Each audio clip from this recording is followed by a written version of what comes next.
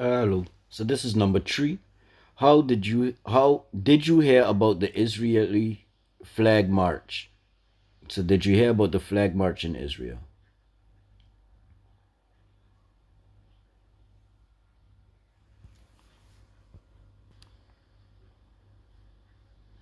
Today, the march sparked warnings of a new escalation from Palestinians in the region. The annual march celebrates the city's unification following the capture of East Jerusalem in 1967. Ahead of the march, violence is now being reported at the Al Aqsa Mosque compound. Well, this is what I'm saying. Every time there's a march, these people will come out. When you're doing a march, do it with a white flag. Don't use no other flag, just use a white one. And before you go and do a march, better to be doing the petitions. It's safer to be doing the petitions. Get things set up so that when you doing the march, you know that it's safe as possible. Like y'all do, my.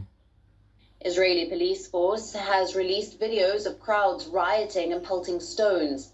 According to reports, a small group of rioters have barricaded themselves inside the mosque. The gathered crowds are hurling large rocks at the Israeli police stationed outside. Authorities have confirmed that the police are at the site and trying to bring the situation under control. The rioting I don't think so. I think they dare to escalate it. started shortly after the morning prayers. According to reports, the rest of the area remains calm. Earlier, Israeli security forces had warned that rioters may barricade Al-Aqsa ahead of the march, and earlier in the week, Palestinian Islamist movement Hamas had categorically warned against the march passing through the Al-Aqsa Mosque compound, adding that it would use the opportunity to confront the marchers. Ghazi Hamad, a member of the Islamist group's political bureau, said that they will not hesitate to use all means to stop the incursion of their holy places, and called on the Palestinians to gather at Al-Aqsa to disrupt the march. However, different factions in Palestine are yet to decide how they want to tackle the march. Smaller factions are favoring the use of rockets. Hamas, on the other hand, is not in favor of firing rockets to shake the march. The marchers are expected to enter the Old City via the Damascus Gate before making their way to the Western Wall. The gate is heavily used by Palestinians. However, Israeli authorities have not approved requests to enter the Al-Aqsa compound. Historically, the path of the march has never included Al-Aqsa. The Israeli Flag March threatens to worsen weeks of tensions between Israelis and Palestinians. Around 3,000 policemen are set to be deployed ahead of the march to prevent the situation from getting out of control.